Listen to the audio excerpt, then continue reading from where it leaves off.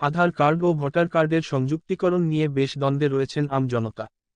এই দুই card link করা কি অতি আবশ্যক? সেক্ষেত্রে যদি কোনো গ্রাহক তার দুই কার্ড লিঙ্ক না করায় তাহলে তাকে কি সমস্যায় পড়তে হবে তা নিয়ে রয়েছে নানা প্রশ্ন। এমন পরিস্থিতিতে আধার এবং ভোটার কার্ডের সংযুক্তিকরণ নিয়ে ফের একবার অবস্থান স্পষ্ট করল নির্বাচন কমিশন।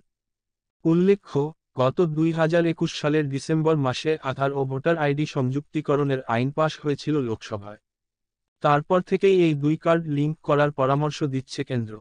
তারপর থেকেই প্রশ্ন উঠেছিল, আধার ভোটার লিঙ্ক না করলে কি অসুবিধার সম্মুখীন হতে হবে গ্রাহকদের। সামাজিক মাধ্যমে গুঞ্জন উঠেছিল, আধার ভোটার লিঙ্ক না করলে ভোটার তালিকা থেকে নাম বাদ দেওয়া হবে।